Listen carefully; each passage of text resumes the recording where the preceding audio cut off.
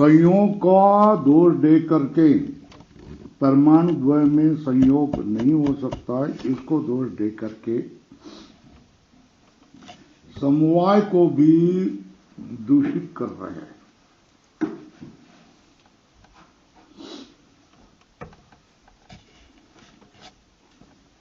किंच अन्यत, दरवाजा खोल दो।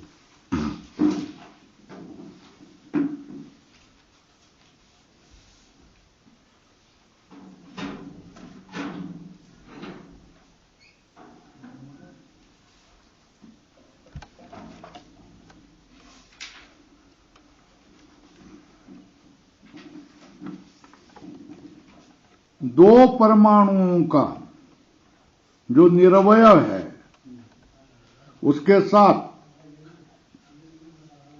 सावयव जो द्वणुक का आकाशेन इव संश्लेष अनुपत्ति ही, क्या कहा? दो परमाणु निरवयव है और द्वणुक सावयव है, तो इनका संयोग कैसा होगा? नहीं होगा ना।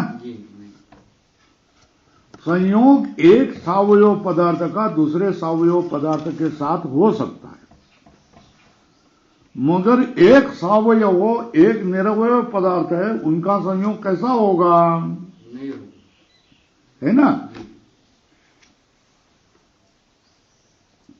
भैया आकाश सावयव है निरवयव है?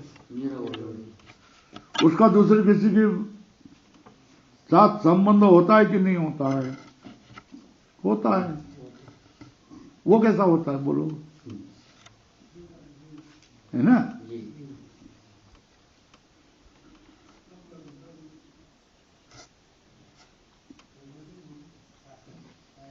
संश्लेष का अर्थ क्या है? संग्रह।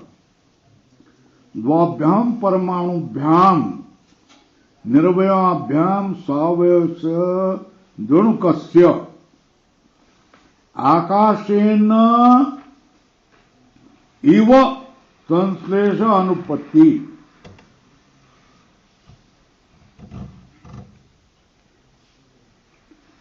जतु का अर्थ है लाख और काष्ठ का अर्थ है लकड़ी। लकड़ी को काष्ठ से काष्ठ को लाख से जोड़ा जाता है। तो जतु काष्ठवत संश्लेषो संयोग, ये क्या? आकाश और पृथ्वी ये दोनों में जतु काष्ठवत संश्लेषो न अस्ति। जैसा जतु मतलब लाख, काष्ठ मतलब लकड़ी, लकड़ी और लाख का जिस तरह व्यवहार में संयोग होता है, उसी तरह आकाश और पृथ्वी का संश्लेष संयोग नहीं होता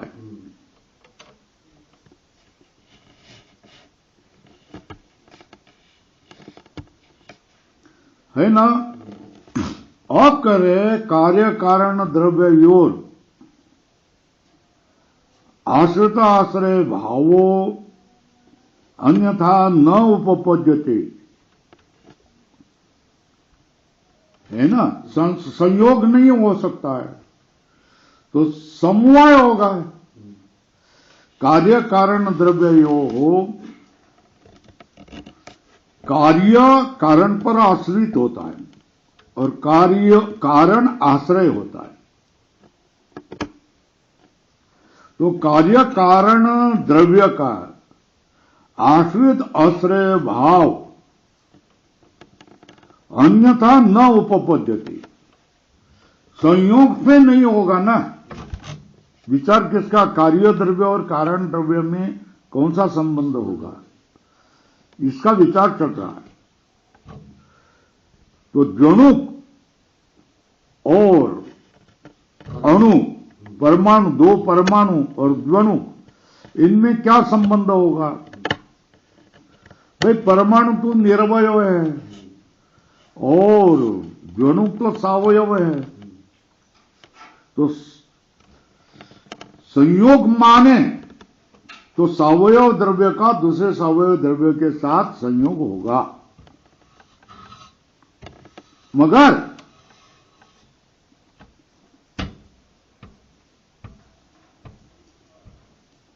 दोनों और परमाणु इनमें संश्लेष कैसा होगा? नहीं होगा। बोलते हैं आकाश और दूसरे पदार्थ का संयोग होता है कि नहीं? होता है। बोला आकाश का पृथ्वी जी की तरह जतु काष्ठवत संश्लेषो न अस्ति। काष्ठ और लाख, दो काष्ठों का लाख से संबंध किया जाता है, वैसा आकाश और पृथ्वी का संश्लेष होता है क्या? तो उसी तरह द्वणु और दो परमाणु इनमें संयोग नहीं हो सकता है ना?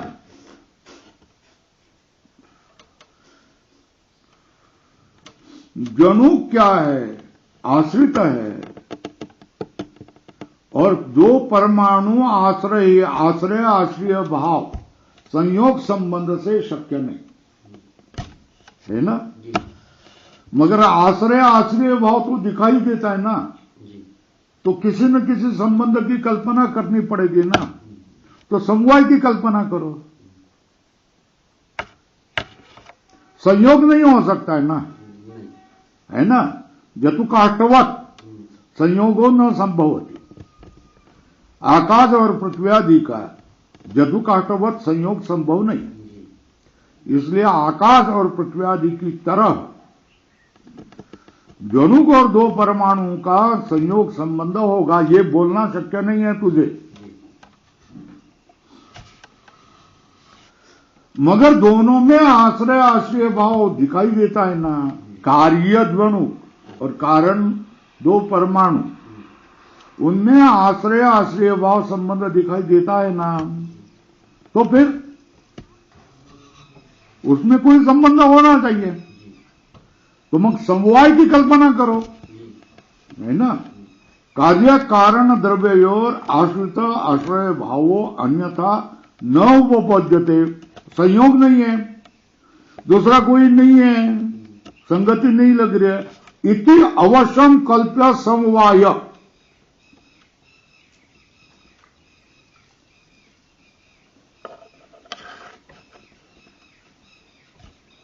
तो ये सारा ग्रंथ क्या है? पूर्व पक्ष ग्रंथ है, शुरू से यहां तक। चेत के बाद में प्रश्न चिन्ह लिखो। कितना ग्रंथ है?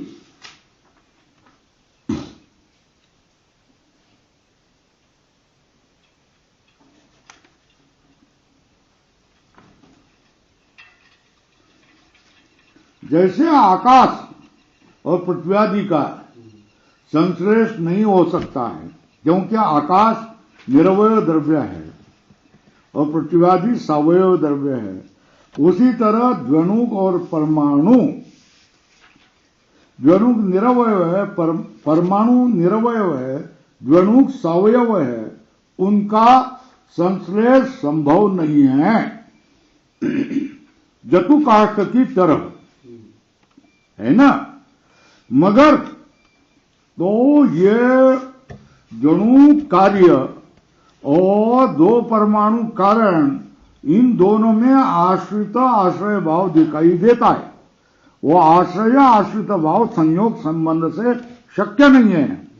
क्यों संबंध नहीं है? क्योंकि संयोग संबंध सावयव द्रव्य में होता है। तो द्वणु सावयव है, मगर परमाणु द्वय सावयव नहीं है। इसलिए जैसा आकाश आदि का पृथ्वी का जतु काष्ठवत संयोग नहीं होता है, वैसा इनका भी संयोग संबंध शक्य नहीं। फिर भी इन दोनों में आश्रय आश्रित भाव दिखाई देता है, इसलिए किसी संबंध की कल्पना करनी चाहिए, वो हम समवाय करते हैं, ऐसा माने तो है ना। अब उत्तर न इतरेतर आश्रयत्वात्, अन्योन्याश्रय दोष होगा, ऊपर लिखो अन्योन्याश्रय दोष, इतरेतर आश्रयत्वात्।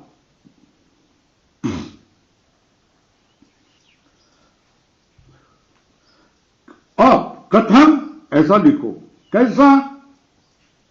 अरे भाई, कार्य कारण और भेद सिद्ध हो, आश्रित आश्रित भाव सिद्धि ही एक, और आश्रित आश्रय भाव सिद्ध हो तो और भेद सिद्धि कहा है, चेक करून या, समजलं का? नाही तर सगळ्यांना लावाल ते.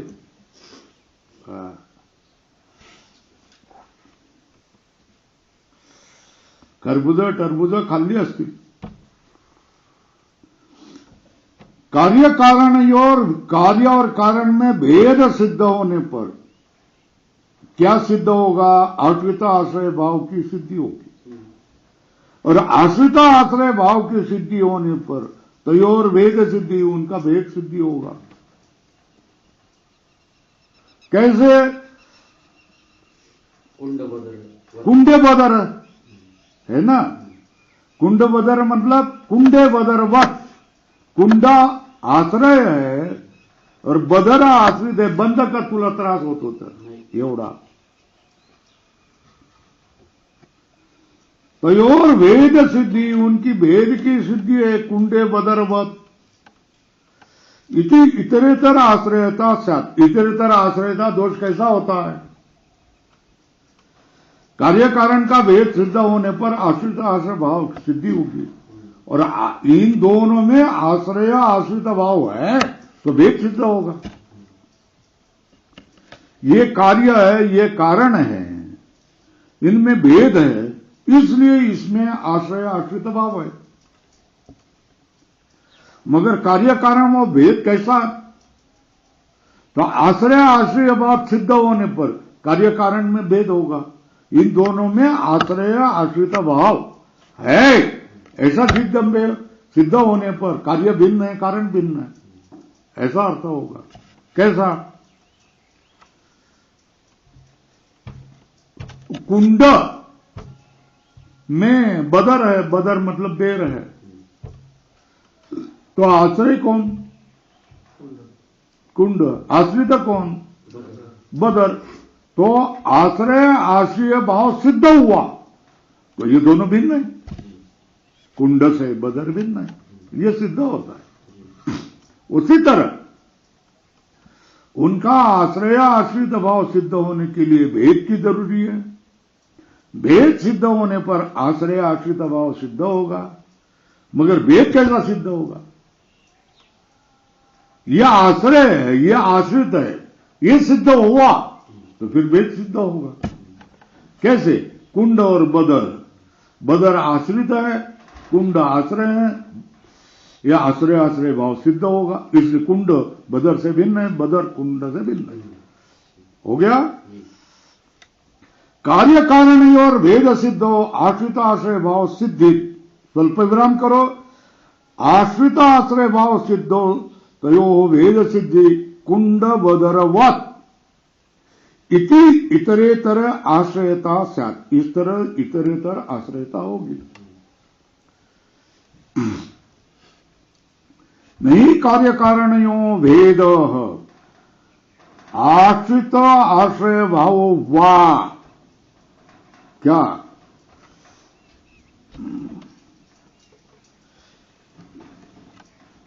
वेदांतवादी वीर अभ्युपगम्यते. पैराग्राफ बदल दो.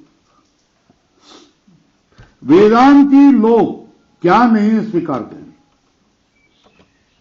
कार्य कारण और भेद एक, और आश्रिता आश्रय भाव, आश्रिता आश्रय भाव, ये दो, ये दोनों बात हम लोग स्वीकारते नहीं.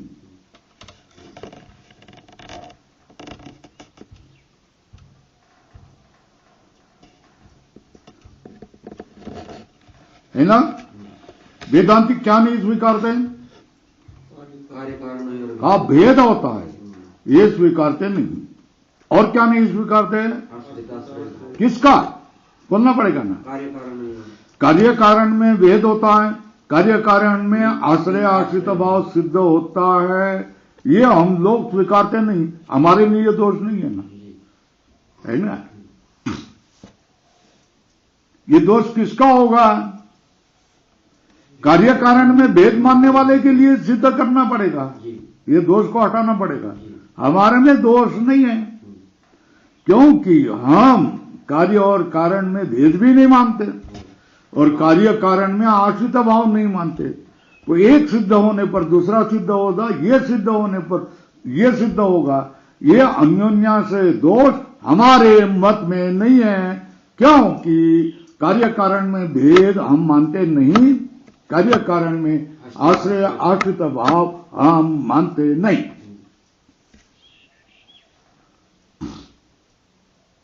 वह वेदांतवाद वीर अभ्युपगम्यते, फिर क्या मानते हैं?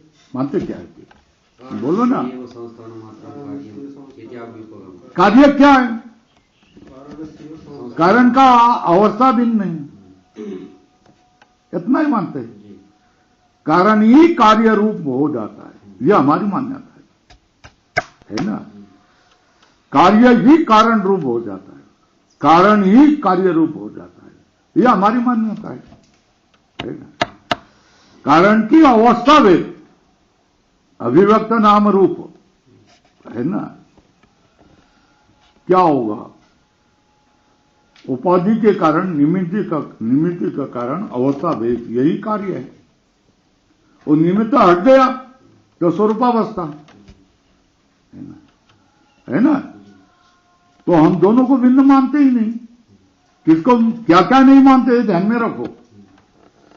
कार्य कारण का भेद नहीं मानते, एक। दूसरा, आश्रित आश्रय भाव। दोनों नहीं मानते। इसलिए हमारे मत में अन्योन्याश्रय दोष नहीं होता है।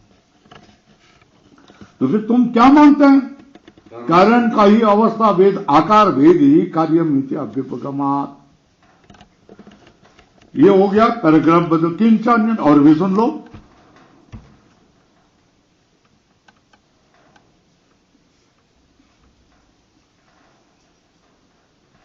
बोलो 200 कितने?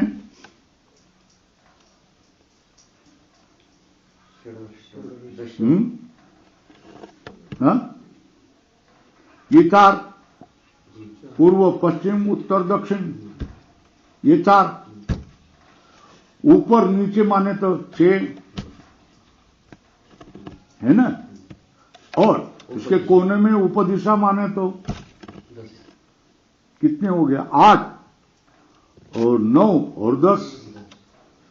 तो 4 माने, 6 माने, 8 माने, 10 माने। दिशा कितने भी भेद माने, कितने?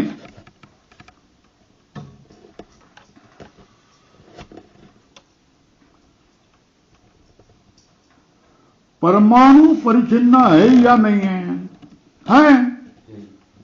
परमाणु अगर परिचिन्न हो गए, यावत्यो दिशा, यावत्यो दिशा मतलब जितना भी तुम दिशा मानते, कितने, कितनी दिशा मानते?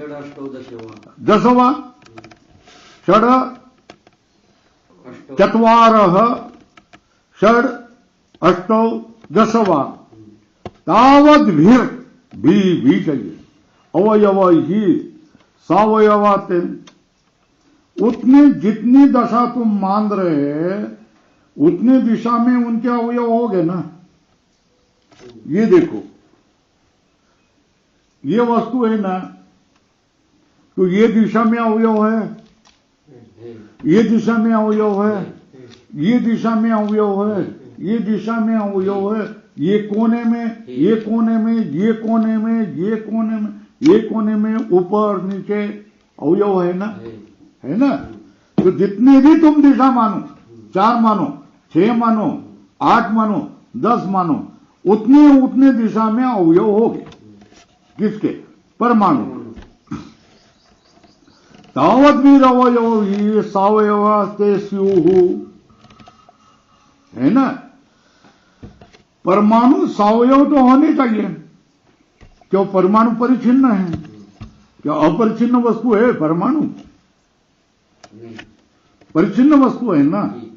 तो जितनी भी तुम दिशा मानते हो 4, 6, 8, 10 उतनी उतनी दिशा में उसके अवयव होने चाहिए। तो परमाणु सावयव बन गया, फिर अनित्य बन गया, है ना। तो परमाणु नाम परिच्छिन्नत्वात् यावत्यो दिशः षड अष्टो दशवा तावत भी अवयव सावयवा तेषु। तो फिर क्या हो गया? सावयवत्वात् अनित्याः च, है ना। सावयव होने से अनित्य,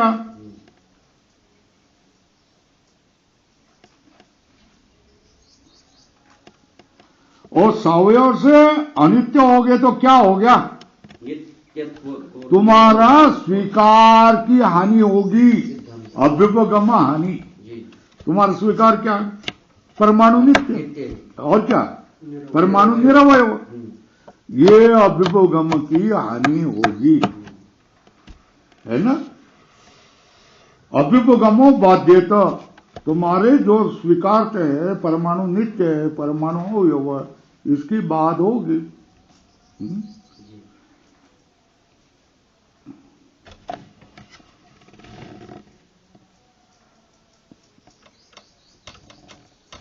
पूर्व पक्ष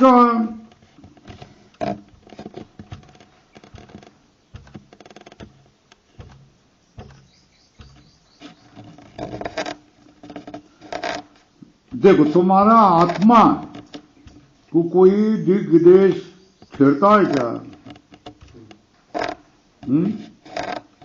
नहीं ना। उसी तरह परमाणु भी क्या है? अंतिम घटक है, सूक्ष्म घटक है। तो उसको भी क्या होगा? दिग्देशादि का भेद का अवधि नहीं होगा।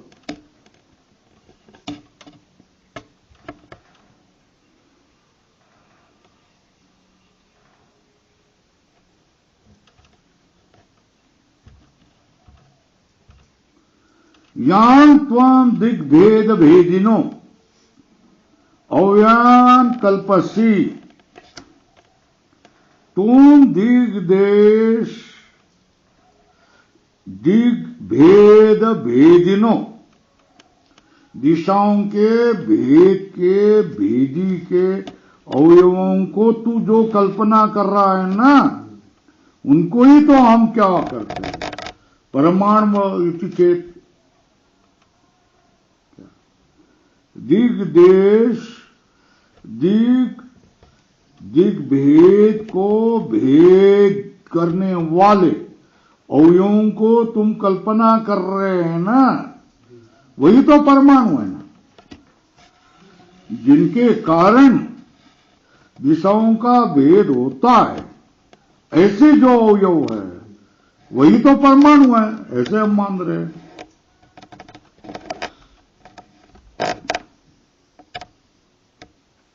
बोलते नहीं ना, क्यों?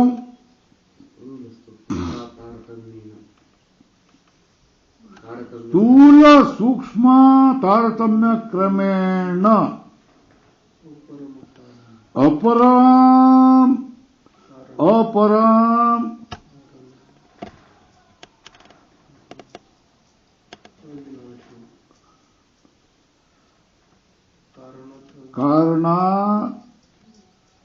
कारणात्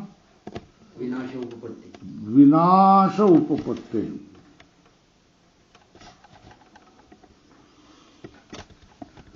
न क्या?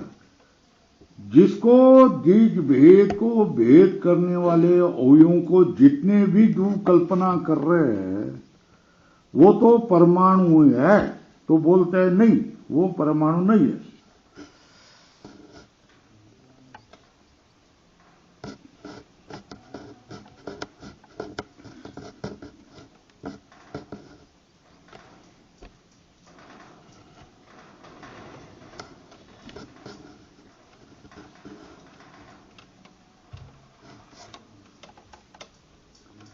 वो जो परमाणु हैं वो भी सावयव मान रहे हैं, तो उनके अवयव भी उनके अवयव जो होंगे वो परमाणु होगा। तो इस तरह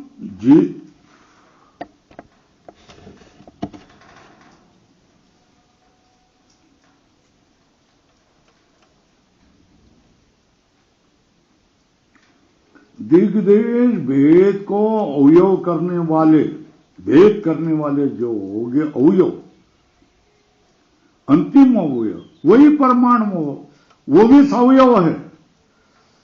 तो दिग्देश को भेद करने वाले उसके जो कोई अवयव होंगे वो परमाणु होंगे। तो सवयवत्व परमाणु में निर्वयत्व अंतिम में आ जाएगा, वो सवयव नहीं बनेगा। जो परमाणु सवयव मान रहे हैं ना, तो उसके जो अवयव होंगे वो परमाणु, उसको सवयव माने तो उसके जो अवयव होंगे वो परमाणु।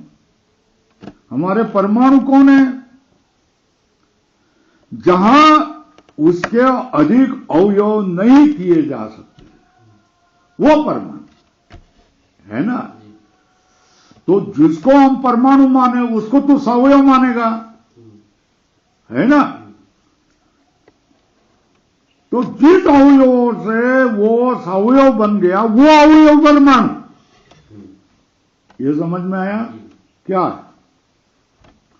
उस अवयव को अगर सवयव माना तो जिस अवयव, जिसके कारण, जिस अवयव से इनका भेद हो गया वो अवयव क्या हो गए? परमाणु। ऐसा हम मानेंगे। तो अंतिम में परमाणु कैसा हो जाएगा? निरवयवी हो जाएगा, है ना। तो बोलते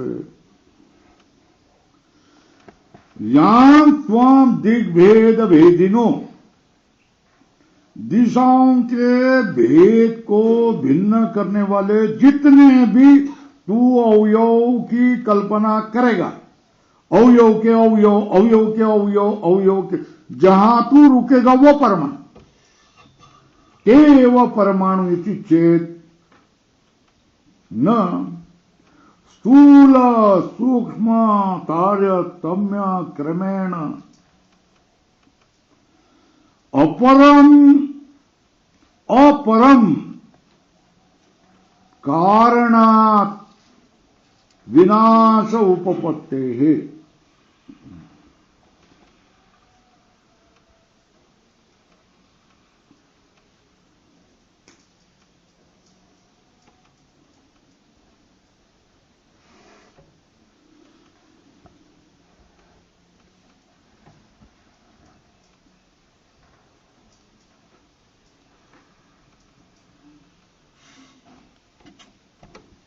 नीचे टीका में देखा है,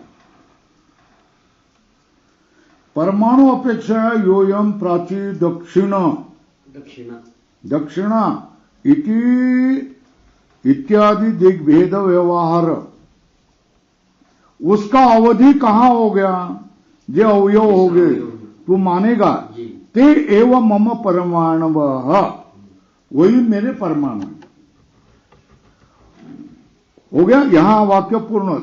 वो भी सवयव है ना। ते भी सवयव चेत तद अवयव एवं परमाणु एवं यतः परम न विभाग, जिससे पर विभाग में तू थक जाएगा, अब विभाग नहीं होता। वही क्या हो गया? स एवं निरवय परमाणु इति शंकते। यां त्वं दिग्भेद भेदिनो अवयवान कल्प से जितने भी कल्पना करेंगे तो वो क्या हो गए? दिग्भेद को भिन्न करने वाले अवयव ही क्या हो गया? परमाणु इति चेत। तो उसको क्या किया? परिहति न स्थूल सूक्ष्म तारतम्य क्रमेण अपर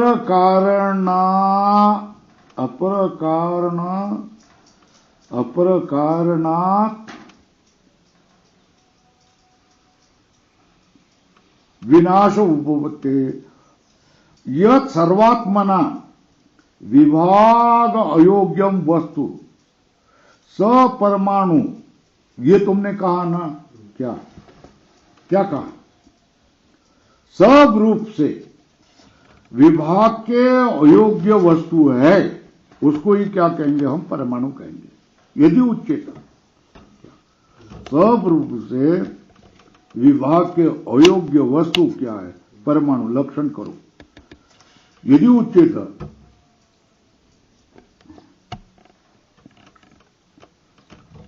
परमाणु किसका नाम? ना निरवय सब ओर से विभाग जिसका नहीं कर सकते हैं ऐसी वस्तु का परमाणु। तो फिर क्या होगा? परमाणु संज्ञा हो गया ना, है ना? तदन्यस्य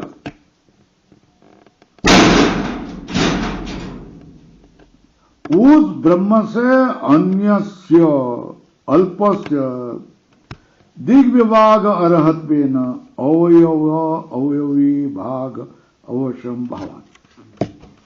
तूने परमाणु का लक्षण क्या किया? सब रूप से जिसका विभाग कर नहीं सकते ऐसी वस्तु परमाणु है। ऐसा अगर तू मानेगा, ये लक्षण करेगा परमाणु का, तो ब्रह्म ही क्या है? ब्रह्म की ही परमाणु संज्ञा हो जाएगी। और उसके अन्य जो भी किसी को मानेगा तो दिग विभाग और दिग दिशा से विभाग होगा, तो उसमें अवयव अविभाग अवश्य होगा। तो उन्हें परमाणु का लक्षण क्या हो गया? सर्वथा जिसका अवयव नहीं होता है ना, जो निरवय होता है वो परमाणु। तो ऐसा लक्षण तो हमारे ब्रह्म में चला जाएगा। उसके भिन्न जो जो को नहीं मानेगा वो तो अवयव योग्य होगा, भेद योग्य होगा।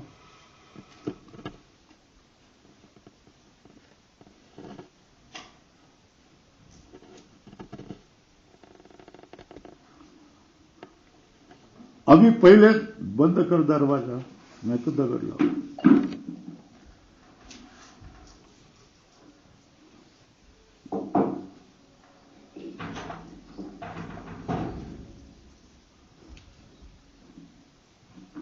परमाणु का लक्षण क्या क्या? सर्वात्मना विभाग अयोग्यम वस्तु परमाणु। ये लक्षण करने पर ब्रह्म में अतिव्याप्ति हो जाती है, ब्रह्म की परमाणु संज्ञा हो जाएगी और उसके अन्य सब दिग विभाग के योग्य होने से अवयव अविभाग उसमें होगा और ब्रह्म ही निरवय होगा।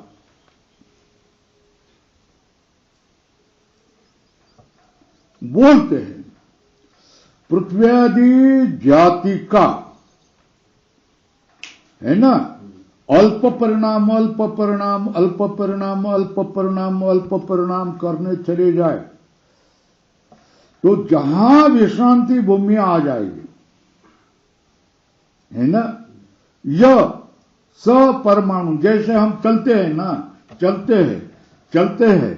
चलते हैं वारी में, अब थक गए तो उसको विसावा कहते हैं ना, हाँ, विश्राम भूमि क्या है, विसावा कहते हैं ना, क्योंकि थक गए अब बैठ जाएंगे करके बैठ जाते हैं। तो इसी तरह यहां भी क्या, पृथ्वी आदि जातियों का अल्प परिणाम, इससे अल्प परिणाम कौन? ये। इससे अल्प परिणाम कौन? ये। इससे अल्प परिणाम कौन? ये। इससे अल्प परिणाम कौन? ये। अब नहीं बैठ जाया, अल्प परिणाम किया नहीं जाता है। अब ये क्या होगी? अल्प परिणाम की विश्राम भूमि, है ना, विश्रांति भूमि। यह सपरमाणु इति उच्येत। क्या?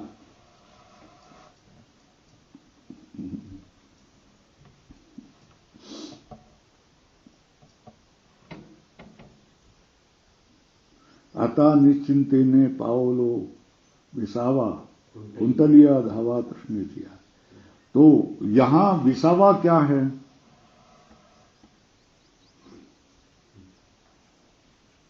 विसावा की निश्चिति किससे होगी?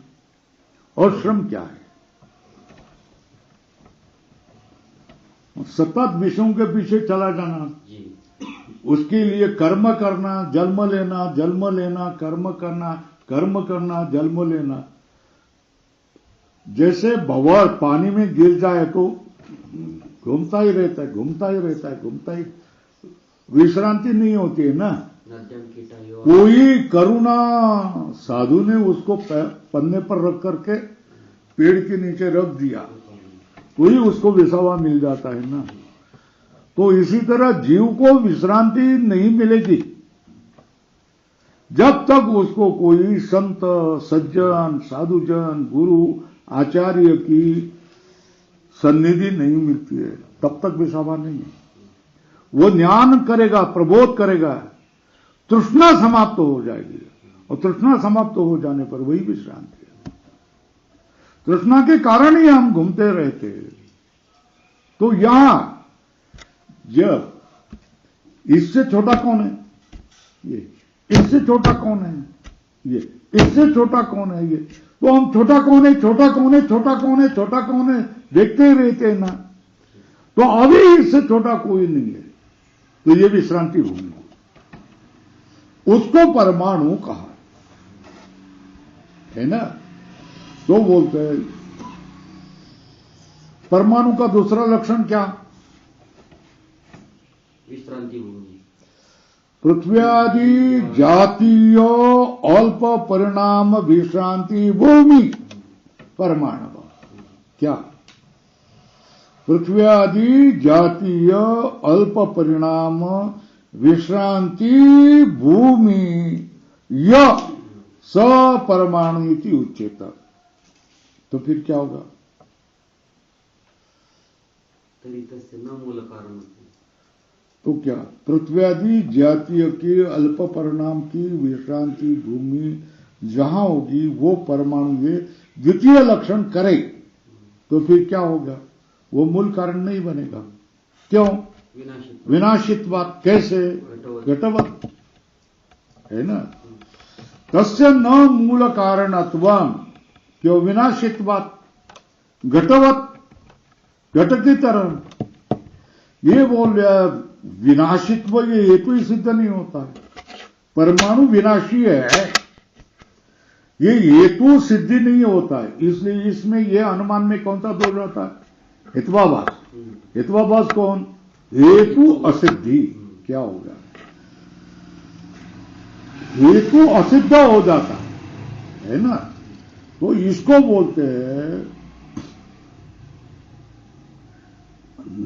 हेतु असिद्धि। ये दोष नहीं दे सकता है ना। क्यों? हम अनुमान बनाएंगे ना। अणवः विनाशिनः। क्यों? क्यों? पृथ्व्यादि जातीयत्वात्। कैसे? घटवत् इति साधनात् इति। पहले क्या किया? पहला क्या किया? पृथ्व्यादि जातीय अल्प परिणाम विश्रांति भूमि सपरमाणु, ऐसा कहेंगे तो फिर वो क्या हो गया? मूल कारणत्व नहीं होता, विनाशित्वा। अनुमान क्या करेंगे? परमाणु की लक्षण क्या क्या? पृथ्व्यादि जातीयतया अल्प परिमाण विश्रांति भूमि। विश्रांति भूमि क्या? परमाणु। तो सिद्धांति ने क्या वो मूल कारण नहीं होगा? नहीं होगा। क्या नहीं होगा?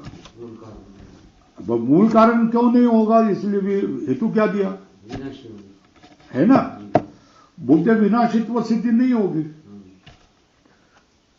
परमाणु विनाशी है, यह सिद्ध नहीं होता है। तो फिर तुमको सिद्ध क्या करना पड़ेगा? परमाणु में विनाशित्व की सिद्धि करनी पड़ेगी। ये समझ में है? तो परमाणु की विनाशित्व की सिद्धि किससे करेंगे? अनुमान से। अनुमान क्या है? देखो ना, पृथ्व्यादि जातीय घट पट ये विनाशी है। क्यों? पृथ्व्यादि जाति वाले जाति वाले हैं ना, है ना। तो परमाणु की जाति कौन सी? पृथ्वी आदि। तो फिर वो भी विनाशी है, ये समझ में है। तो अविनाशी कौन है?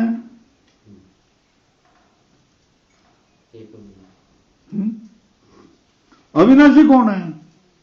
जिसको जाति नहीं है ना, है ना।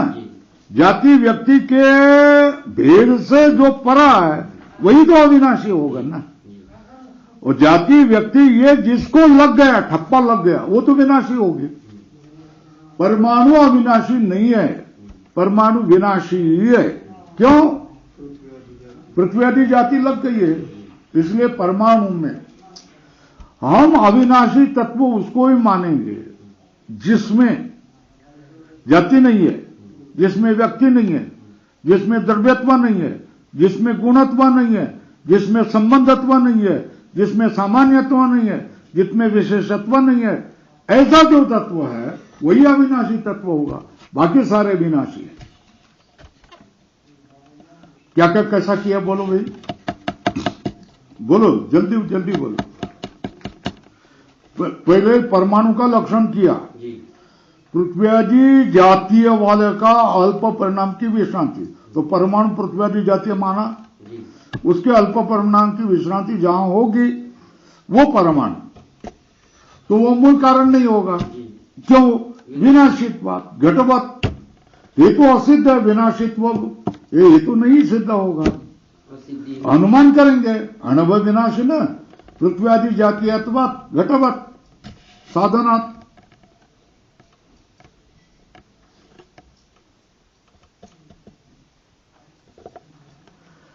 तो पूर्व पक्ष बोलता है तुम्हारा आत्मा कौन है? अविनाशी है ना। क्यों? निरवयत्वात्। तो परमाणु भी क्या हो गया? अविनाशी होगी। क्यों? निरवयत्वात्, वही है तो ना। आत्मा को आप अविनाशी मानते हैं ना, क्यों? निर्वय होने से। तो परमाणु को भी अविनाशी मानो ना, निर्वय होने से, बराबर है। तो बोलते संप्रवृत्ति निर्वय द्रव्य से नाश हेतु अभावात्।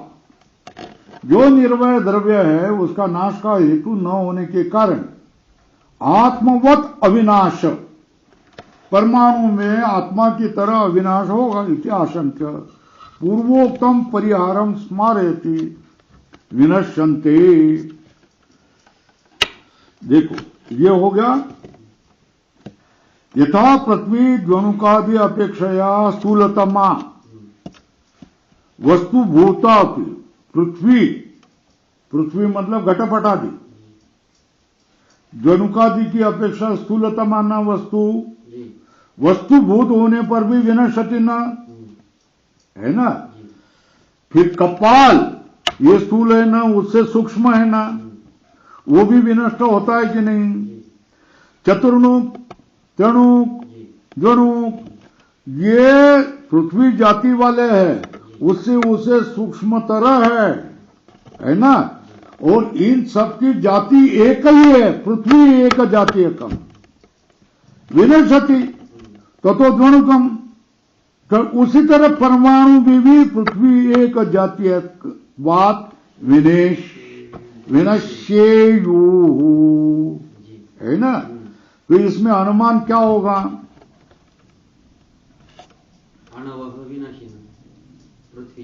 परमाणु लिखो, ये अनुमान किया है ना यहां। परमाणु विनाशिन पृथ्वी जातित्वात् जनुक कपालवत्, जनुक कपाल घटवत्, ये हो जाएगा ना।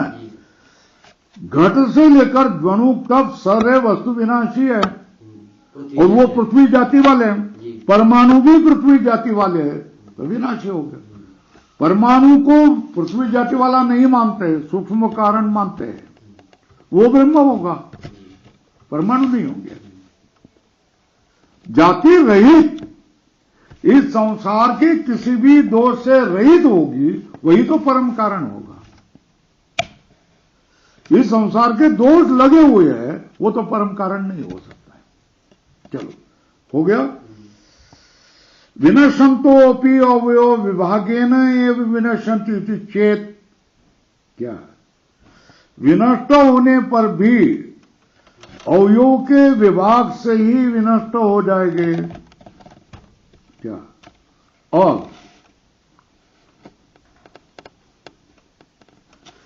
निर्वय द्रव्य का नाश का हेतु न होने से आत्मा की तरह उसका अविनाश हो जाएगा, यह आशंका करके पूर्वोक्त परिपार मारे थी। विनश्यंतो अपि अवयव विभागेन एव विनश्यन्ति इति चेत् प्रश्न चिन्ह। अगर विनाश होना है तो अवयव विभाग से ही नष्ट हो गए ना। अवयव विभाग नहीं होता इसे अविनाश क्या? भाई घट का नाश होता है ना, क्यों? कपाल दो हो गए ना, कपाल का नाश हो गया, क्यों? कपालिका होगी, कपालिका नाश हो गया, क्यों? चतुर्मुख हुआ, चतुर्मुख का नाश हो गया, क्यों? त्रिणुक, त्रिणुक का नाश हो गया, क्यों? ज्वणुक से। तो अवयव भी भिन्न होने से ही कार्य नष्ट होगा ना। ज्वणुक नष्ट होगा, क्यों? परमाणु का विभाग होने से। अच्छा, परमाणु का विभाग होता है क्या अभी? तो फिर अविनाशी है, मानो ना। विनश्यत द्रव्य क्या? अवयव विभागेन एव विनश्यति, है ना। परमाणु नाम न विनाश, अवयव अविभागात, अवयव अभावात। अवयव ही वहां नहीं है तो विनाश कैसा होगा? किसी भी वस्तु का नाश होगा तो अवयव विभाग से ही नाश होगा ना। वस्तु बनेगी कैसी? अवयव संयोगात, कार्य से उत्पत्ति, और अवयव विभागात कार्य से नाश। लिखो ऊपर, अवयव संयोगात कार्य उत्पत्ति, अवयव विभागात कार्य नाश। वहां तारका बनाओ।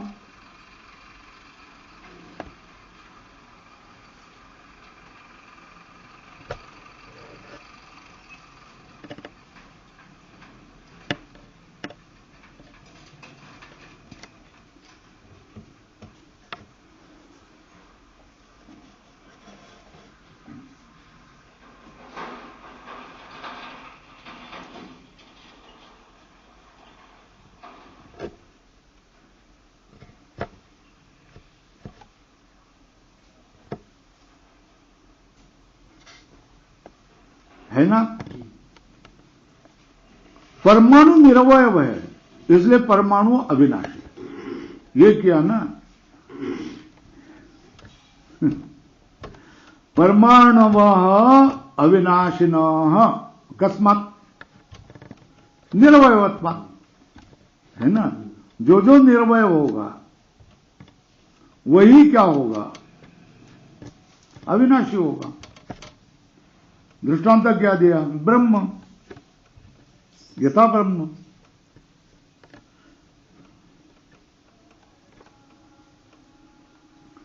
बोलो, हमारे सिद्धांत में ब्रह्म अतिरिक्त सब क्या हो गया? अज्ञानिकत्वाच्च।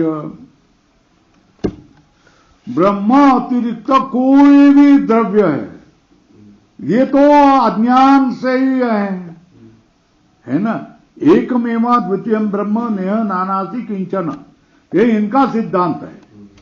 और नाना मान रहे तो वो अज्ञान से मान रहे।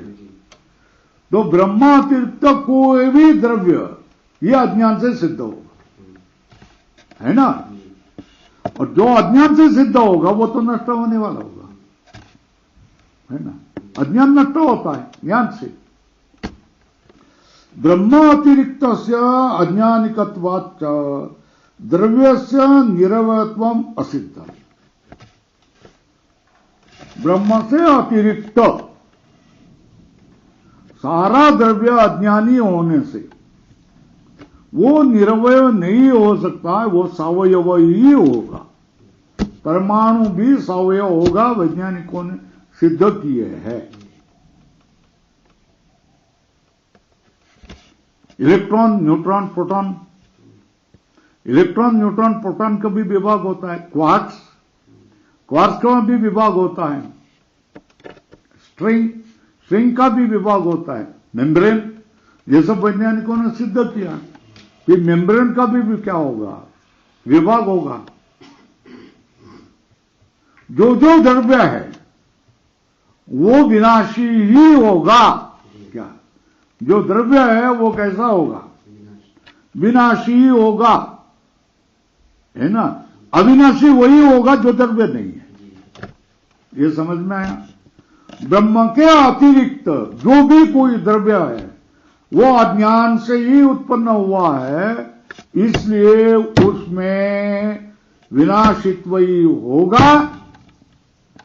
ब्रह्म ही क्या हो गया, निर्वय होने से अविनाशी होगा। जगत में कोई भी पदार्थ है वो सावयव ही होगा। निर्वय केवल एकमेव अद्वितीय ब्रह्म है। ये समझ में आया। तो निर्वय, जो निर्वय है वो अविनाशी है। तो अविनाशी तो क्या है, ब्रह्म ही होगा। क्या, अविनाशी कौन होगा, ब्रह्म ही होगा। बाकी सारे कैसे होंगे, ब्रह्म अतिरिक्त तो कोई भी पदार्थ हो वो अज्ञान से भरा पड़ा हुआ है तो विनाशी होगा। विज्ञान का नाश होता है, अज्ञान का नाश होता है, तो उसका नाश होगा। तो क्या बता दिए, सिद्धि क्या होगी, ब्रह्म ही अविनाशी तत्व है और ब्रह्म के अतिरिक्त तो कोई भी द्रव्य है, चाहे परमाणु है, वो तो विनाशी ही होगा। उसके अवयव हो गए। जहां तुम अवयवों की अवयव नहीं कर सकते, निरवयत्व की सिद्धि किसी द्रव्य, ब्रह्म अतिरिक्त किसी द्रव्य में नहीं हो सकती है। निरवयत्व की सिद्धि ब्रह्म में ही हो सकती है। एक तो परमाणु ये निर्वय द्रव्य है मान रहे, तो हमारा ब्रह्म ही क्या परमाणु बन जाएगा, नाम भिन्न दिया, मगर निर्वयत्व की सिद्धि हो जाएगी, है ना। और ब्रह्म से भिन्न परमाणु है तो भी विनाशी है ना, और निर्वय नहीं हो सकता। ये समझ में आई बात। चलो तो फिर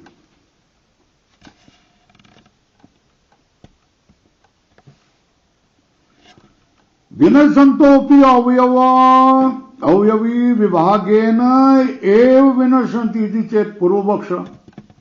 वो नष्ट होना है तो अवयवी विभाग से ही नष्ट हो जाएंगे, तो इसमें कोई दोष नहीं है। क्यों, यतो घृत काठिन्य विलयनवत् अपि विनाश उपपत्ति। घृत का काठिन्य होने पर भी, घृत का काठिन्य का विलयन विद्रावण होने पर भी विनाश माना जाता है ना, उसी तरह अवोचाम दृष्टांत यथा घृत सुवर्णादीनाम अविभज्यमान अवयवना अपि। घृत और सुवर्णादि के अवयव को विवाह न करते हुए भी अग्नि के संयोग से द्रव्यभाव होता है, और उससे द्रव्यभाव होने से काठिन्य का विनाश होता है। इसी तरह परमाणु नाम अपनी परम कारण भाव आपत्या मूर्त्यादि विनाशो भविष्यति। इसी तरह परमाणु का भी विनाश होगा। परमाणु का विनाश होना मतलब क्या है,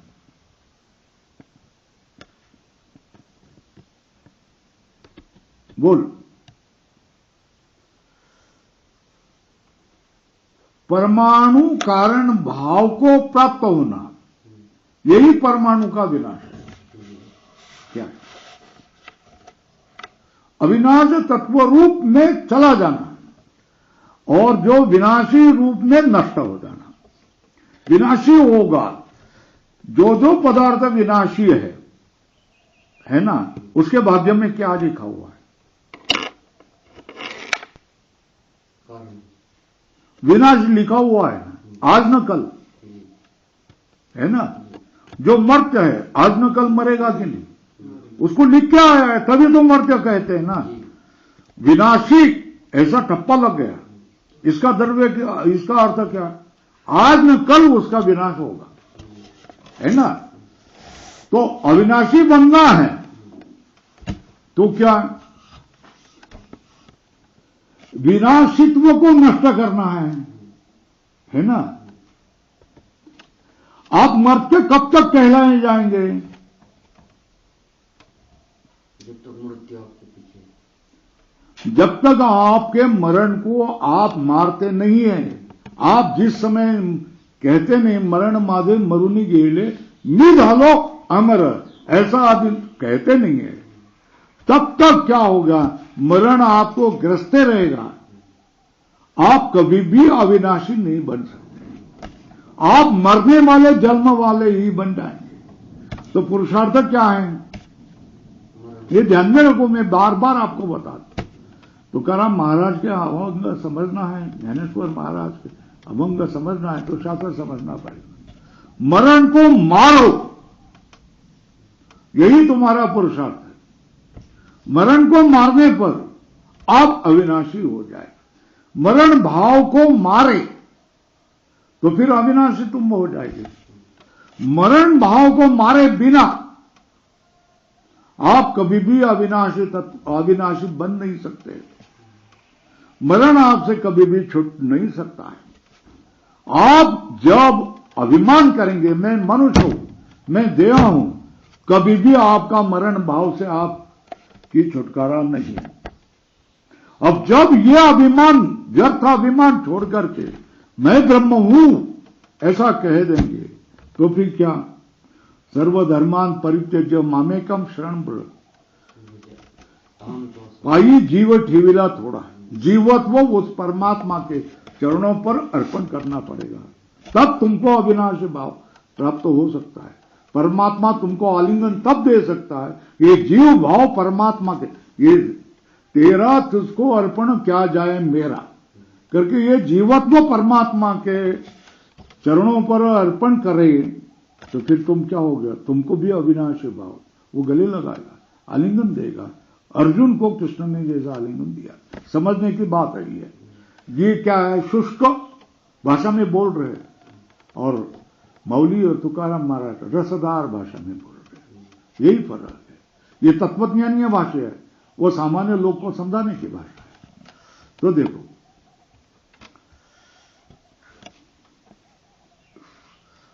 परमाणु का परमाणु भाव नष्ट होना ये कब हो जाएगा, परम कारण भावापत्य, परम कारण भाव को ही प्राप्ति होने पर भी परमाणु का क्या होगा,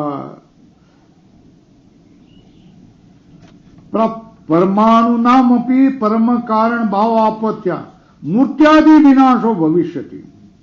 मूर्त्यादि मतलब स्थौल्य, परमाणु की स्थूलता का नाश, मतलब परमाणु में परम कारण ब्रह्म रूप हो जाना,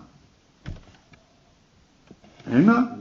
स्थौल्य क्या, अपने जो माया से आए हुए सारे सर्वधर्मान परित्यज्य, है ना, माया से हमको लगे हुए स्त्री पुरुष क्षत्रिय ब्राह्मण ये सारे गुणों को, गुरु शिष्य आचार्य ये सारे गुणों को त्याग करके, ये सारे विशेषण को, पदवी को त्याग करके एकमेव कौन से पदवी,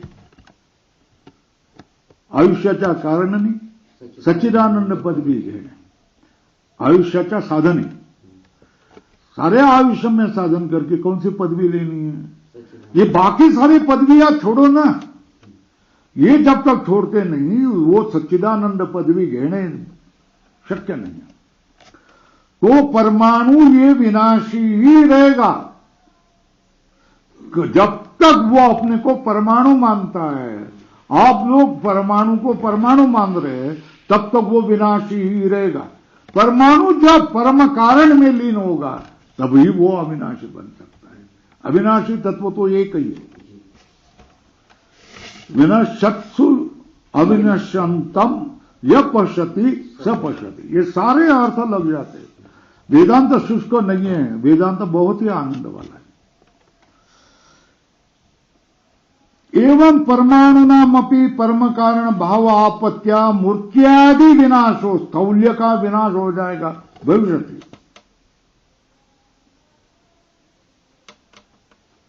उसी तरह ये हो गया ना, ये कार्य का नाश, परमाणु का नाश भी संभव है। परमाणु का नाश, परमाणु की स्थूलता, परम का सूक्ष्म परम कारण ब्रह्म भाव को प्राप्ति होने से ही मूर्त्यादि का विनाश हो जाएगा।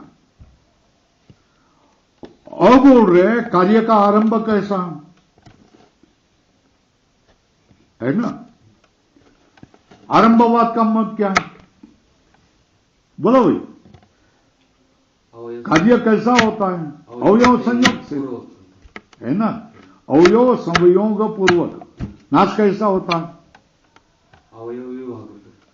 अवयव विभाग है ना नाश है ना, ऊपर लिखो ये समझने के लिए।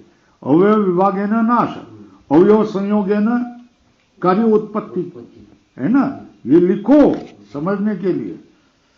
और बोल रहे तथा कार्य का आरंभ मतलब कार्य की उत्पत्ति भी किससे नहीं होती, न अवयव संयोग है न केवल है न भौतिक।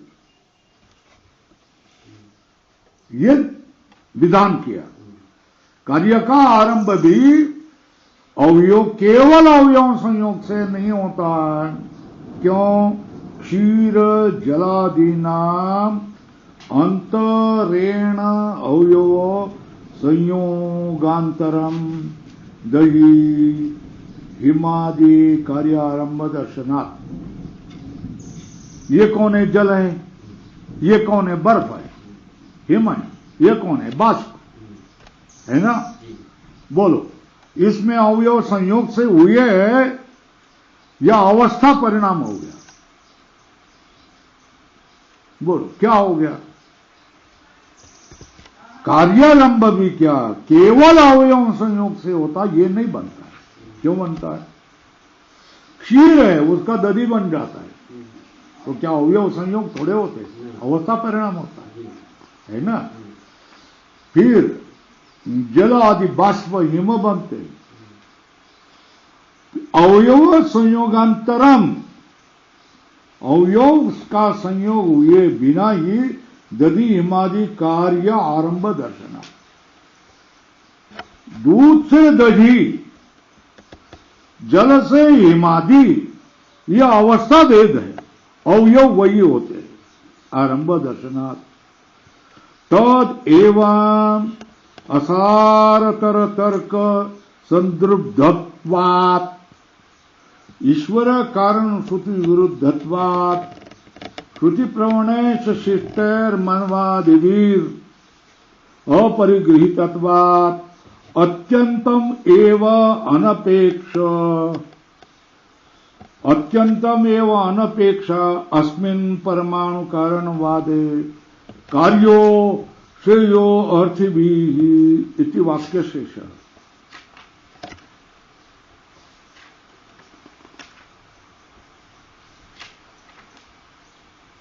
लंबा है ना शास्त्रार्थ, अब निष्कर्ष बताया है।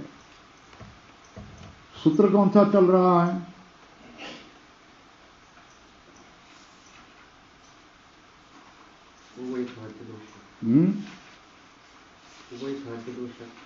न अपरिग्रहा, ये उभयथा दोषात् है ना, अपरिग्रहाच अत्यंतम अनपेक्षा। किसके लिए, किन्होंने करना चाहिए, अनपेक्षा श्रेयार्थी भी ही, ये शेष है वह। कहा, कौन से सूत्र के बाद में, अपरिग्रहाच अत्यंत अनपेक्षा, किसके द्वारा, श्रेयार्थी भी ही, किससे, परमाणु कारणवादस ऊपर है। तो इसका निष्कर्ष कैसा बता दिया, श्रेयार्थ भी ही इति वाक्य शेष। परमाणु अस्मिन् परमाणु कारणवादे श्रेयोर्थिभिः अनपेक्षा कार्य, ये वाक्य शेष क्या हो गया? बोलो भाई, क्या वाक्य शेष हो गया? श्रेयोर्थिभिः अस्मिन् परमाणु कारणवादे अनपेक्षा कार्य, ये प्रतिज्ञा। हेतु क्या है? 3 हेतु है। एक, असारतर तर्क संदृग्धत्वात्। एक पहला हेतु क्या है? बोलो भाई, पहला हेतु क्या? असारतर, जिसमें कोई सार नहीं है, ऐसे तर्क से तुम परमाणु कारणवाद को सिद्ध करने जा रहे, जिसमें कोई सार नहीं, समवाय नहीं बनता है, ये सारे आश्रय भाव नहीं बनता है, भेद नहीं बनता है, परमाणु कारणवाद नहीं बनता है, परमाणु विनाशी नहीं, अविनाशी नहीं सिद्ध हुई, ये सारे खंडन किया है। इसलिए तुम्हारा तर्क असार तर तर्क से जुड़ा हुआ है। परमाणु कारणवाद किससे जुड़ा हुआ है? असार तर तर्क संदृग्धत्वात्।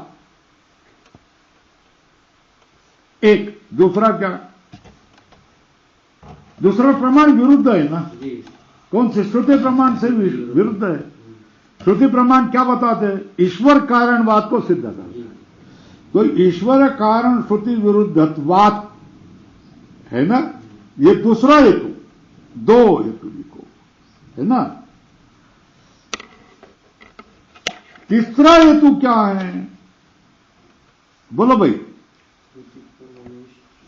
श्रुति प्रमाणेश्च शिष्टैर मनवादिभिर अपरिगृहीतत्वात् अत्यंतम एवं अनपेक्षा अस्मिन् परमाणु कारणवादे कार्य श्रेयोर्थिभिः। ये वाक्य शेष। कितना वाक्य शेष बोलो? अतिप्रवणैः शिष्टैः मनवादिभिः अपरिगृहीतत्वात्, है ना। और ये कहां से शुरू हो गया? ये अपरिग्रह अत्यंत अनपेक्षा। 12 से 17 तक जो चर्चा किया है, और अंतिम सूत्र कौन सा है?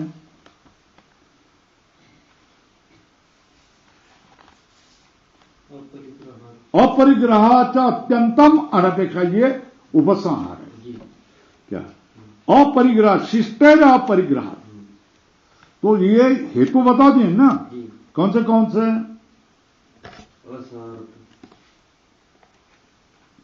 बोलो ना। असार तर तर्क संदृग्धत्वात्, ईश्वर कारण श्रुति विरुद्धत्वात्, सत्प्रतिपक्ष। श्रुति प्रमाणे शिष्टैर मनवादिवीर अपरिगृहीतत्वात्। क्या? 3 हेतु से क्या गया? अत्यंतम एवं अनपेक्षा, किसमिन? अस्मिन् परमाणु कारणवादे कार्य। किन्होंने? अपने जीवन में जिनको श्रेय प्राप्त करना है, उसने परमाणु कारणवाद को आश्रय देना नहीं चाहिए, उसकी उपेक्षा करनी चाहिए, अपेक्षा नहीं करनी चाहिए, उसके आश्रय में जाना नहीं चाहिए। लाल करो ये भाई। ये क्यों? न्यायाचार्य ये पदवी ठीक है क्या? क्यों भाई? न्यायाचार्य ये पदवी ठीक है? कौन सी पदवी लेना चाहिए? आयुष्याचा साधन है, सच्चिदानंद पदवी है नहीं।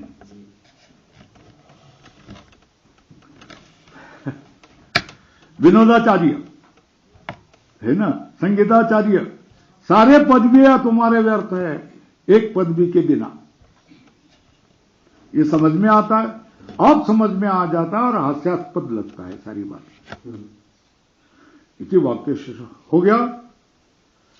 अब समुदाय अधिकरण हो गया। पहला अधिकरण कौन सा?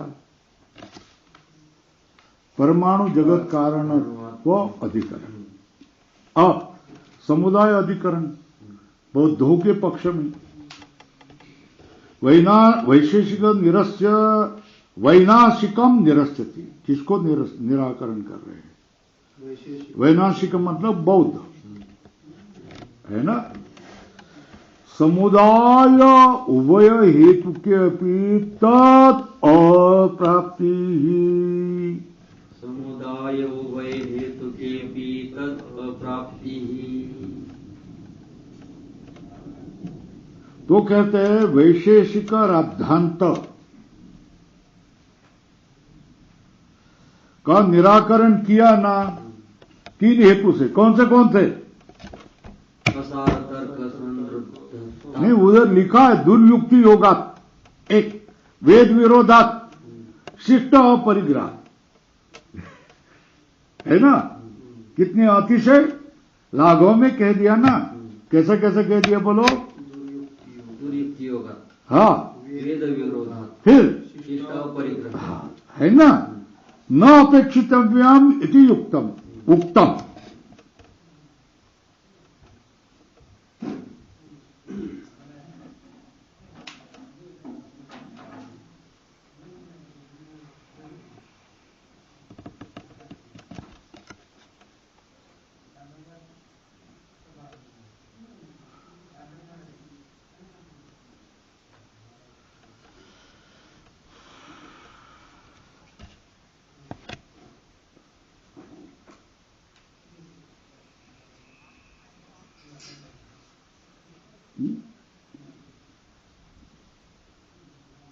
नीचे टीका में देखो, वैशेषिक राद्धांत न अपेक्षितव्यम इति उक्तम ना, है ना। क्यों? दुर्युक्ति योगात, वेद विरोधात, शिष्टा परिग्रह, है ना। स मतलब वैशेषिक राद्धांत सिद्धांत, वो कैसा है? ये अर्धवैनाशिक है। सह मतलब वैशेषिक राद्धांत को हम अर्धवैनाशिक कहते हैं। तो अर्धवैनाशिक हो तो पूर्ण वैनाशिक कौन है, इसको जानना पड़ेगा ना, है ना। क्या अब उसको अर्धवैनाशिक क्यों कह रहे हो, है ना। परिणाम भेदेन देहादेर आशुतर विनाश अंगीकारात अर्धवैनाशिको वैशेषिको, है ना। अर्धविनाशिक कौन? वैशेषिक। क्यों? परिणाम भेदेन देहादेर आशुतर विनाश अंगीकारात, परिणाम के भेद से देहादि का आशुतर विनाश स्वीकारता है। इसको इसलिए हम उसको क्या कहेंगे? अर्धवैनाशिक कहेंगे। कौन? वैशेषिक को, है ना। और उसके निराश के बाद में हम क्या करेंगे? सर्वम क्षणिकम, है ना। सर्वक्षणिकवादी किसमें? हमारे बुद्धि में है, उसको निरस्यते। इस तरह ये प्रसंग क्यों है? अब किसका अर्धवैनाशिक का निराश किया। अर्धवैनाशिक कौन? वैशेषिक, उसका निराश किया है। उसके निराश के अंतर क्या होगा? जो पूर्ण वैनाशिक है उसका निराश बुद्धि में है। कौन? सर्वक्षणिकवादी, सर्वम क्षणिकम, सब्बम क्षणिकम, ऐसे मानते हैं। उनका बुद्धिस्थ जो सर्वक्षणिकवादी है उसका निराश किया जाता है, इसलिए अप्रसंग संगति आ गई। किसका निराश किया? अर्धवैनाशिक का निराश किया। अब किसकी बारी आ गई है? सर्वक्षणिकम, ये पूर्ण वैनाशिक की क्या आ गई? बारी आ गई, इसलिए उसका प्रसंग है ना। वैशेषिक राद्धांतो दुर्युक्ति योगात वेद विरोधात शिष्ट अपरिग्रहाच न अपेक्षितव्य इति उक्तम। सो अर्धवैनाशिक, वो अर्धवैनाशिक इति वैनाशिकत्व साम्यात् सर्ववैनाशिक राद्धांतो नितराम अपेक्षितव्य इति इदम अपि इदानीम उपपादयाम। नतराम या नितराम चाहिए, है ना। वो अर्ध वैनाशिक है, क्यों? वैनाशिकत्व के साम्य होने से। इसलिए सर्व वैनाशिक राद्धांतो नितराम अपेक्षितव्य। सर्व वैनाशिक, ये अर्ध वैनाशिक है ना, तो बौद्ध कौन हो गया? सर्व वैनाशिक। राद्धांतो की क्या है? अपेक्षा होगा। इति इदम अपि इदानीम उपपादयामि। परिणाम के भेद से देहादि को आशुतर विनाश मानता है, इसलिए वैशेषिक अर्धविनाशिक है। उसके निराश के अंतर सर्व क्षण भंगूर वाद है ना, सबके सहत परिणाम भेद से देहादि का विनाश होता है, ऐसा मानता है ना। मगर ये तो क्या मानता है? सब क्षण भंगूर है, सब क्षणिक है, कोई स्थिर नहीं है, ऐसा मानता है। तो वे वैनाशिक, विनाश सब विनष्ट है, सब विनाश वाला है, ऐसे मानने को क्या कहेंगे? वैनाशिक। तो वैनाशिक सिद्धांत को निराश करने के लिए उसको ग्रहण करें। वो वैनाशिक सिद्धांत कैसा है? सच बहु प्रकार क्यों? प्रतिपत्ति भेदात विनय भेदात वा। क्या है? ज्ञान के भेद से या शिष्य के भेद से। विनय मतलब शिष्य भेद, शिष्यों के भिन्नता के कारण, ज्ञान के भिन्नता के कारण ये वैनाशिक सिद्धांत बहुत प्रकार का है। तो इसमें तीन वादी होते हैं। कौन से? तत्र एते वैनाशिक मतलब विनाश सर्वक्षण भंगूर है, तो उसमें तीन वादी है। पहला वादिन, दूसरा केचित विज्ञान अस्तित्व मात्रवादिन, और अन्य सर्वशून्यत्ववादिन। बोलो भाई, ये वैनाशिकों में कितने प्रकार हैं? सर्व अस्तित्ववादिन, सबका अस्तित्व है, ऐसे बोलने वाले एक। दूसरे केचित कुछ लोग विज्ञान का ही अस्तित्व है, ऐसे मानने वाले हैं। फिर सब शून्य है, ऐसे मानने वाले।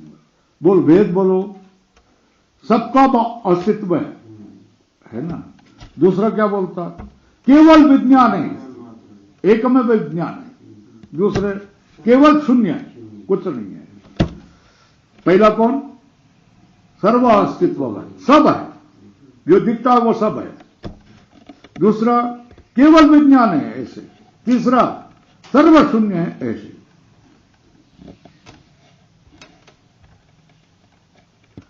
तो आप पहले किसको लेंगे? हाँ, वो क्या करते हैं? स्वीकारते हैं कौन से? चित्तम चैतम च। भूत, भूत से बना हुआ चित्त, चित्त से बना हुआ चैतम, है ना।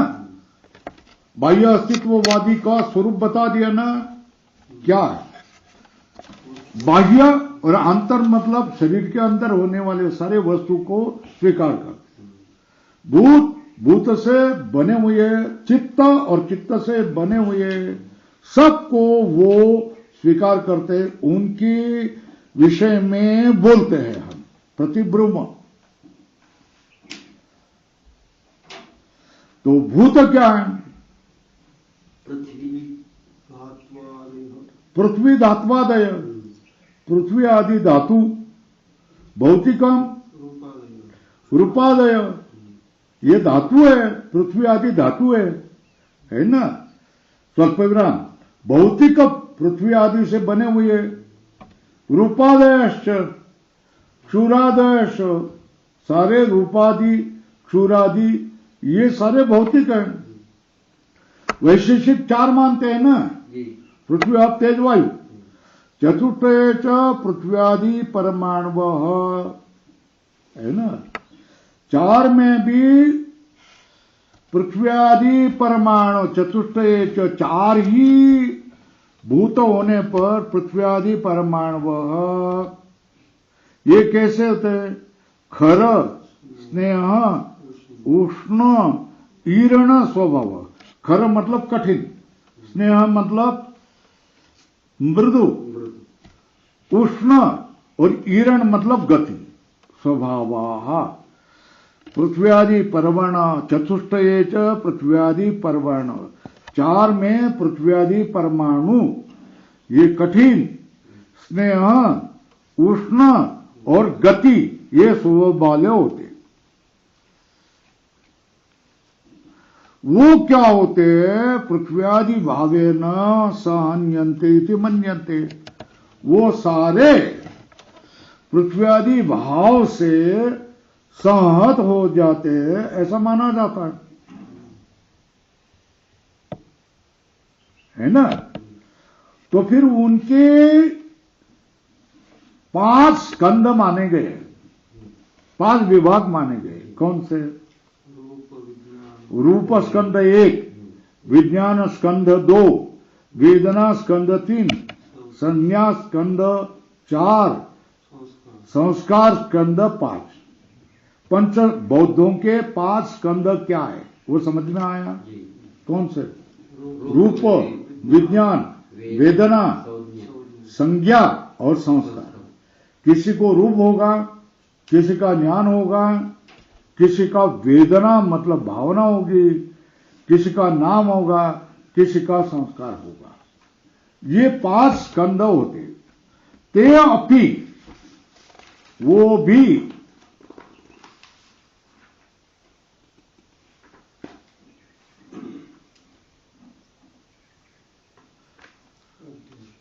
ते अपि आध्यात्मं सर्व व्यवहार आस्पद भावेन सहन्यन्ते इति मन्यन्ते। वो भी क्या कहते हैं? वो क्या होते हैं? भौतिक कौन है? रूपादि। भूत कौन है? पृथ्वी और तेजो वायु। भौतिक कौन है? रूपादि। चतुर्थ पृथ्व्यादि पर्वण कैसे होते? कठिन, स्नेह, उष्ण स्वभाव वाले होते। वो पृथ्व्यादि भाव से संहत हो जाते, ऐसा मानते। पृथ्व्यादि परमाणु पृथ्व्यादि भाव से एकत्रित हो जाते, ऐसा मानते। उसी तरह एक क्या? पृथ्व्यादि परमाणु ही जो खर, स्नेह, उष्ण, ईर्ण स्वभाव आए, वही तो पृथ्व्यादि भाव से संहत हो जाते, उनको ही पृथ्व्यादि भाव प्राप्त होता है ना। तो पृथ्व्यादि भूत मतलब क्या है? पृथ्व्यादि परमाणु क्या है ना, एक मानते। फिर वो क्या मानते? उनका ही रूप मानते, विज्ञान स्कंद, वेदना स्कंद, संज्ञा स्कंद, संस्कार स्कंद, ये 5 स्कंद मानते है ना। पृथ्व्यादि परमाणु की पृथ्व्यादि भाव से सहत हो जाते हैं। उसी तरह रूप, विज्ञान, वेदना, संज्ञा, संस्कार ये 5 स्कंदों से वही परमाणु ही सहत होते हैं। और वही परमाणु अध्यात्म अंतःकरण अंदर वाले, शरीर के अंदर वाले अध्यात्मम भवते सर्व व्यवहारास्पद भावेन सहन्ते। शरीर के अंदर भी सर्व व्यवहार के विषय बन करके ये एकत्र हो जाते, मन्यन्ते है ना। ये उनके क्या क्या बता दिए? भूतादि 4 द्रव्य मतलब उनके भूता, पृथ्वी आदि 4 द्रव्य मतलब क्या? पृथ्वी आदि के परमाणु। इसी तरह क्या है? रूप, विज्ञान, वेदना, संज्ञा, संस्कार, संज्ञका, ये कौन है? पृथ्वी आदि परमाणु ही बनते। और वो भी क्या होगा? शरीर के अंदर होने वाले सारे व्यवहार के विषय होते, बन करके सहत हो जाते इसी मंदिर। अब इसके बारे में टीका देखो।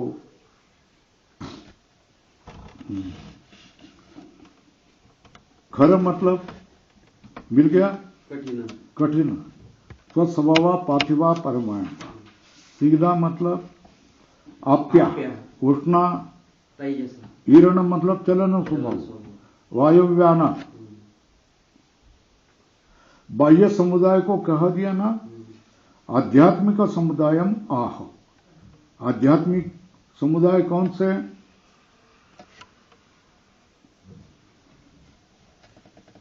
रूप स्कंद, रूप, विज्ञान, वेदना, संज्ञा और संस्कार, ये पंचस्कंद। रूप स्कंद क्या? विषय के सहित इंद्रिय, इसको रूप स्कंद कहा है ना। विषय इंद्रियाणि, विषय के सहित इंद्रिय को क्या कहेंगे? रूप स्कंद कहा। अरे विषय तो आध्यात्म कैसा मान रहे? विषय तो बाह्य होते हैं ना, है ना। फिर भी विषय क्या हो गया? देहस्थ इंद्रिय से ग्राह्य हो, है ना, इसलिए उसको आध्यात्मिक ही मानते। कौन? बौद्ध। विषय बाह्य है ना, बाह्य होने पर भी देहस्थ इंद्रिय से ग्राह्य होने से उनको आध्यात्मिक ही मानते हैं, है ना। तो रूपस्कंद समझ में आया? बोलो। सविषय इंद्रिय रूपस्कंद, बस हो गया, है ना। रूप तो बाह्य है, आध्यात्मिक कैसे? इंद्रिय ग्राह्य। हाँ, देहस्थ इंद्रिय ग्राह्य होने से आध्यात्मिक माना है। और बोलो विज्ञान स्कंद क्या है? अहम इति आलय विज्ञान प्रवाह। विज्ञान स्कंद है ना। मैं इस तरह ये जो आलय विज्ञान का धारा प्रवाह है वो विज्ञान स्कंद है। हो गया। वेदना स्कंद क्या? सुख दुखादि का अनुभव वेदना स्कंद है। गौर, अश्व, ये क्या है? नाम विशिष्ट सविकल्प प्रत्यय संज्ञा स्कंद। गो, अश्व, हस्ती, मनुष्य, ये सविकल्प का प्रत्यय संज्ञा स्कंद। संस्कार क्या है? राग, द्वेष, मोह, धर्म, अधर्म, ये संस्कार स्कंद। अपने राग, द्वेष, सुख, दुख, मोह, स्वार्थ, भय, धर्म, अधर्म, ये सब अंतःकरण के धर्म, ये संस्कार स्कंद है। तो विज्ञान स्कंद क्या है? चित्त, वही तो आत्मा है। इसी की विज्ञान स्कंद मतलब चित्त है, उसको ही आत्मा तुम लोग कहते हैं। अन्य चत्वार, अन्य चत्वार स्कंद चैत्ता। क्या? चित्त और चैत्य बता दिया ना। क्या? भूत और भौतिक के बाद बता दिया ना। भूत कौन? चार भूत है ना। भौतिक क्या है? रूपादय, क्षुरादय, ये भूत भौतिक हो गया। अब चैत्य और चैत्य ऐसा आया ना। चित्त और चैत्य, तो चित्त क्या है? विज्ञान स्कंद है वो, है ना। तो विज्ञान स्कंद चित्त मतलब वो उसको ही आत्मा मानते हैं। आज जो बाकी के 4 स्कंद है उनके संघात आध्यात्मिक है। कौन से? पहला स्कंद कौन सा है? रूप। दूसरा स्कंद कौन सा है? विज्ञान। तीसरा स्कंद कौन सा है? वेदना। चौथा? संज्ञा। पांचवा संस्कार। संस्कार है ना। तो पहला कौन सा स्कंद? रूप। रूप स्कंद। यही क्या है? चित्त है ना। और दूसरी जो है स्कंद कौन सा? नहीं, रूप ये तो बाह्य है। विज्ञान, वेदना, संज्ञा और संस्कार यह आध्यात्मिक है। अन्य 4 स्कंद चैता। चित्त क्या है? विज्ञान स्कंद चित्त आत्मा इति संज्ञाते। अन्य 4 स्कंद चैता तेषां संघात आध्यात्मिक। सकल लोक यात्रा निर्वाह। ये 5 स्कंद से संपूर्ण लोक यात्रा का निर्वाह हो जाता है। यो तत्र इदम अभिजेते यो अयम उभय हेतुक समुदाय उभय हेतुके अपि तद अप्राप्ति ही। ये सूत्र बोला है ना। यो अयम उभय हेतुक। उभय हेतुक मतलब उभय प्रकार समुदाय है ना। बाह्य और आध्यात्मिक ना। भूत भौतिक और चित्त चैत्य ये 2 उभय प्रकार का समुदाय। परेशान मतलब सर्व बौद्धवादी भी अभिप्रेतो। उसका हेतु कौन है? अणु हेतु कश्च। कैसा है? भूत भौतिक सहति रूप। ये कौन होता है? अणु हेतु को कौन? भूत भौतिक का सहति। ये कोटक करो, ये अणु हेतु का। और स्कंद हेतु को कौन? पंचस्कंदी रूप। ये 2 है ना। 2 प्रकार का क्या? अणु हेतु का भूत भौतिक सहति। और स्कंद हेतु को कौन है? पंचस्कंदी रूप। तो इसको उभय हेतु के, उभय हेतु समुदाय उभय हेतु के अपि तद अप्राप्ति। उभय हेतु के मतलब उभय प्रकार का समुदाय है ना। कौन सा? अणु हेतु का और स्कंद हेतु का। और स्कंद हेतु का है ना।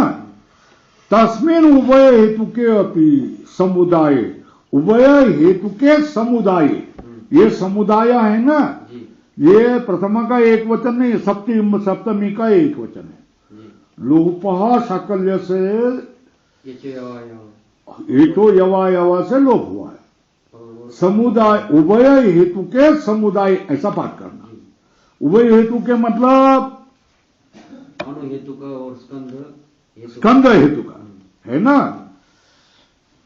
वो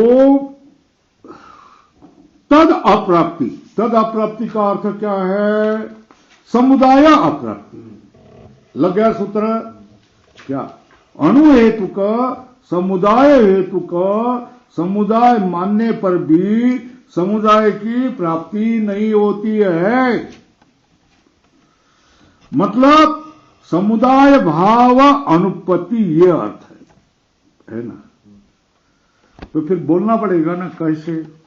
ये तो बोला है ना, उभय हेतु के अपि समुदाय तद अप्राप्ति। तत् के ऊपर लिखो समुदाय की अप्राप्ति। तो कुतः, क्यों? तो बोलते हैं समुदायिनाम अचैतनत्वात्। क्या? समुदायी, समुदाय अस्य अस्ति इति समुदाय। इनका समुदाय और समुदाय कौन? भूत, भौतिक, चित्त, चैत्य, ये सारे समुदाय, इनका समुदाय ये अचेतन है।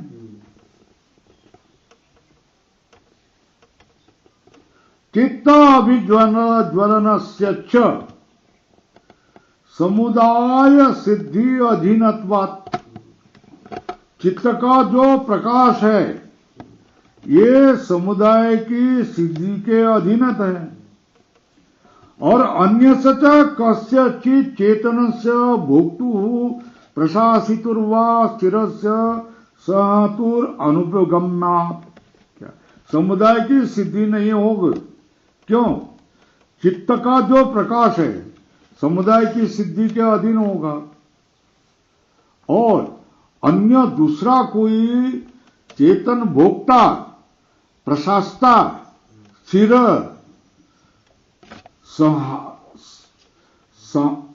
संहति करने वाला तुम तो मानते नहीं है।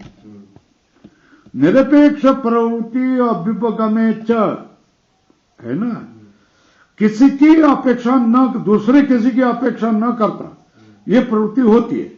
ऐसा मानने पर ये सापेक्ष प्रवृत्ति होगी। दूसरे किसी भोक्ता, प्रशासता, स्थिर को माना तो सापेक्ष प्रवृत्ति।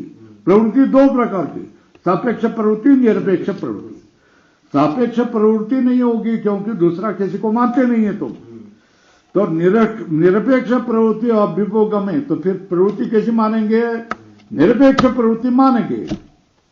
तो प्रवृत्ति का उपरम करने वाला नियामक कौन है? प्रवृत्ति अनुपरम प्रसंगार, प्रवृत्ति का कभी भी उपरम नहीं होगा। और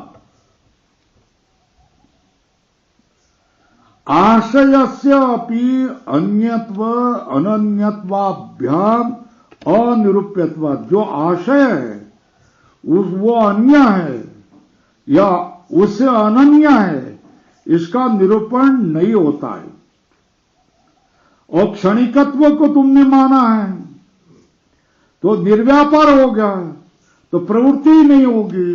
तस्मात् समुदाय अनुपत्ति, कल देखेंगे और इसको ये तस्मात् समुदाय अनुपत्ति, समुदाय न होने पर उसको, समुदाय को आश्रय करने वाला लोक यात्रा लुप्यत, भूत, भौतिक, चित्त, चैत्य, ये समुदाय होते हैं।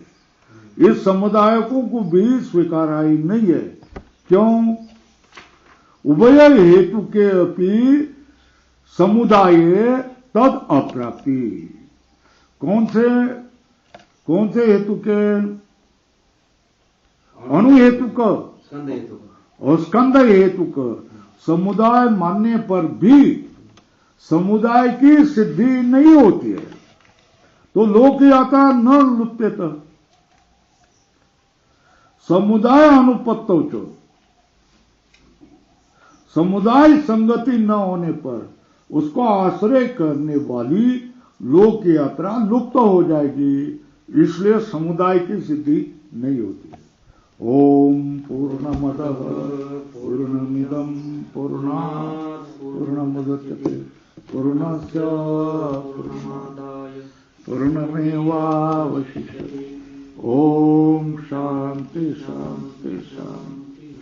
शंकरं शंकराचार्यं केशवं बादरायणं सूत्रभाष्यकृतो वन्दे भगवन्तो ईश्वरो गुरुरात्मेति मूर्तिभेद विभागिनि व्योमवद्व्याप्तदेहाय दक्षिणामूर्तये नमः। ओम शांति।